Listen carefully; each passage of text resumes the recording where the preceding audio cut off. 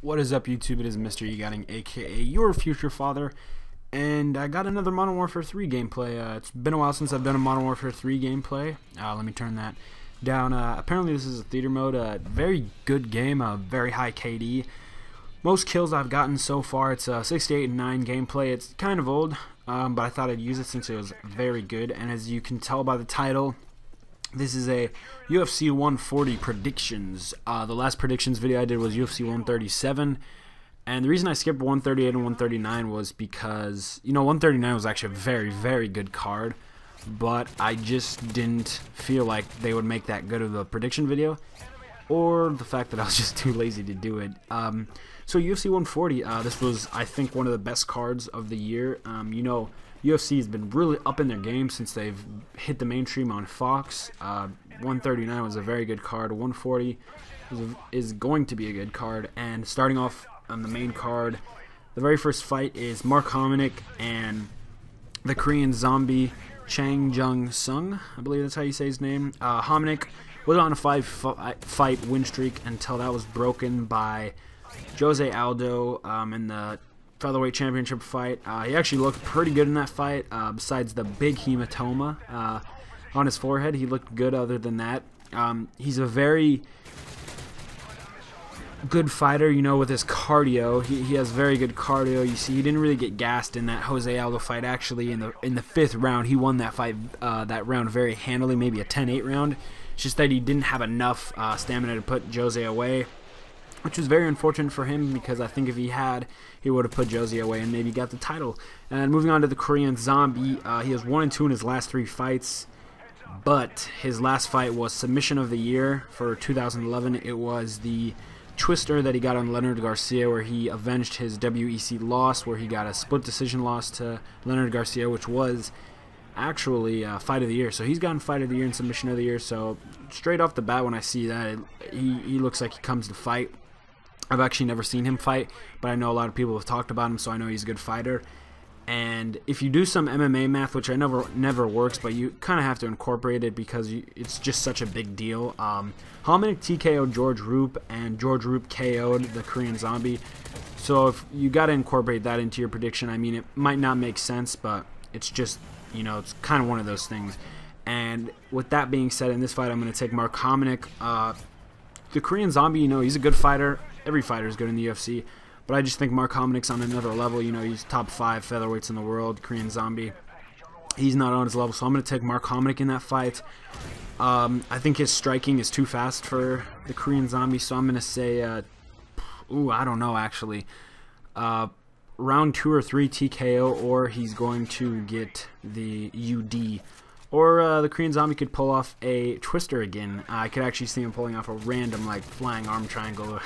Not arm triangle, flying triangle choke or something like that. So I got Mark Hominick in that fight. And moving on to the next fight, we got Claude Patrick and Brian Ebersol. Claude Patrick is a Canadian. He's on a 13-fight win streak. He's three of those fights are in the UFC, so he's 3-0 in the UFC. And Brian Ebersol is probably one of the most experienced fighters in the UFC. He's got 64 fights. He's on a 9-win streak, and his last fight, if you guys remember that, you have to remember that he beat Dennis Hallman. That was when Dennis Hallman's balls came out, and Brian Ebersol said, "I'm not having any of that," and he TKO'd him in the first round. And I think this fight's going to go to the ground because Claude Patrick is a brown belt in BJJ. Yes, I saw that on Wikipedia. I'm a noob. Brian Ebersol, he's got good ground. He's actually a very well-rounded fighter. 14 of his wins are by knockout, and I just think the fight's going to go to the ground, and I think Brian Ebersol is going to get the TKO ground and pound. I think his experience with his ground game and his experience overall is going to help him get that win, and it's really Claude Patrick's first test, and I think he will fail his test. And with that being said, I got Brian Ebersol, ground and pound. I don't know what round. I'm going to say round 1 or 2. Then moving on to the next fight, we got the next 3 fights are pretty much America, USA versus Brazil, and we got Tito Ortiz, who was 1-7 in his last 8 fights. That one win coming against Ryan Bader, where he choked him out, and we all know what Tito is capable of. He's one of the best light heavyweights in the world, top 10 for sure. And then we all know what Little Nog is capable of, which is not that much. I think he's only had about 18 fights in his MMA career. He's been around for a while. He just hasn't had too many fights. I think he's 35, so he's getting a little old up there. He's 0-2 in his last fights, and he's 2-2 in the UFC, which I really think he's 1-3, because if anyone ever watches that fight against Jason Brills, I think he lost that fight. I think Jason Brills got cheated out of that. I think that was a very good fight, though.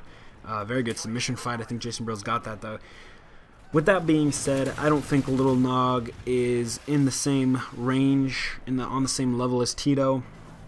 I think Tito's getting a little old. Obviously, he's getting old. I think Little Nog will not be able to handle Tito Ortiz. But, you know, this is just me. I'm not a professional or anything. I don't know that much about the UFC. I've only been in it for a few years. But I'm going to say Tito gets this fight. I think he's going to have very crisp striking. He actually looked pretty good against Rashad, even though he got TKO'd. He got pretty peppered in that fight.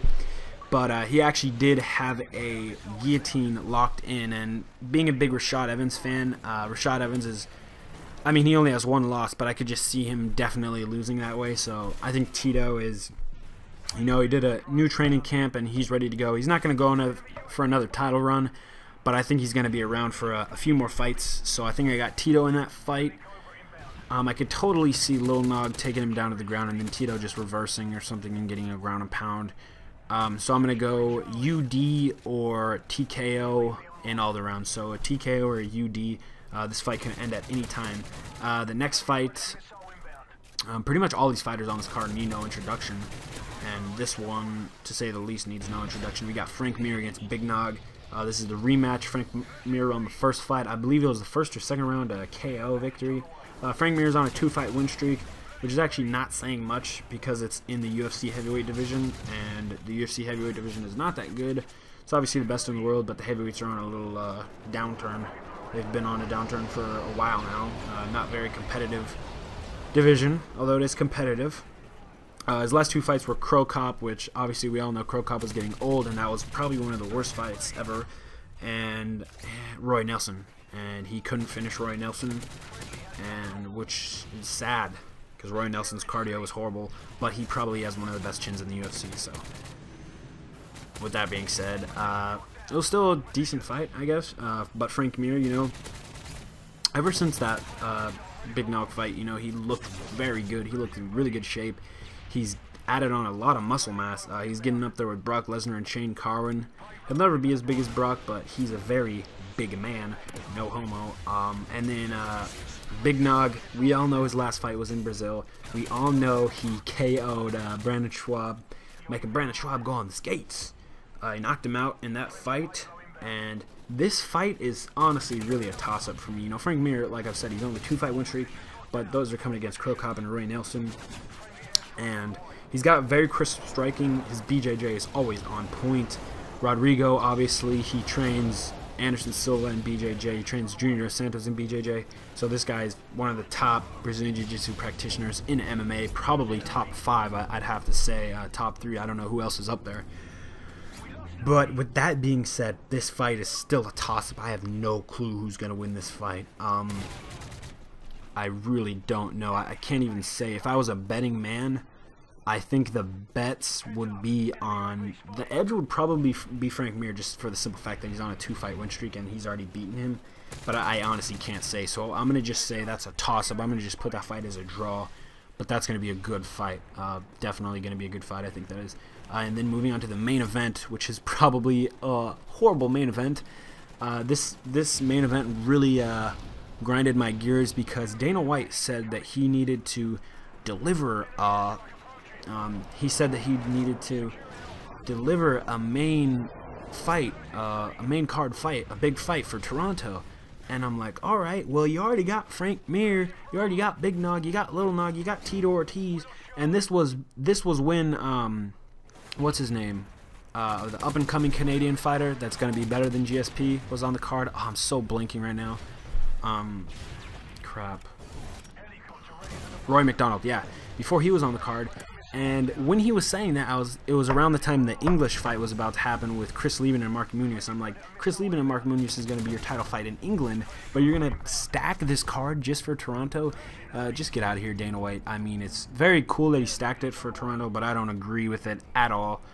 And with that being said, John Jones is going to destroy Lyoto Machida. He's going to annihilate him, I think. I don't really think Machida has a chance in this fight. But this is MMA. Anything can happen. Machida has 1-2 in his last 3 fights. He definitely does not deserve a title shot. The 2 people he lost to. Who are the 2 people he lost to in those 3 fights? Rampage Jackson and Shogun. Who are the last 2 people that John Jones beat? Rampage Jackson and Shogun. I don't know why Dana White, Joe Silva thought this was a good match. It's probably one of the worst matchmaking I've ever seen in the UFC. And Machida, well, like I've said, he's 1-2 in his last 3 fights. The one win he had was Randy Couture. Come on now. Randy Couture is about to retire. You're going to give him a title shot off that? I think they should have just waited and given Dan Henderson Shogun winner the title shot. And John Jones, we all know he's pretty much undefeated. The Matt Hamill fight was a joke. He destroyed everyone. He's destroyed Rampage, Shogun, and he's going to destroy Machida. I'm going to give him a TKO. I feel like he's just going to respect Lyoto Machida a lot, not to TKO him in the first round. He's just going to be like, nah, dude, I'm not going to TKO you. And just TKO him in the second or third. But yeah, I think John Jones has got this in the bag. You know, Lyoto Machida definitely has a chance. You know, it's MMA, anything can happen. But I think John Jones is just going to TKO him. And then he's going to lose to Rashad. Yay. That's just my opinion. So Jones, this is my run over. I got Mark Hominick, Brian Ebersol, Tito Ortiz. The other, Frank Mir and Big Nog, is a toss-up draw. And then I got John Jones. So if you guys don't like it, comment me. Tell me what you think. Subscribe for more predictions. And thank you for watching. Peace out.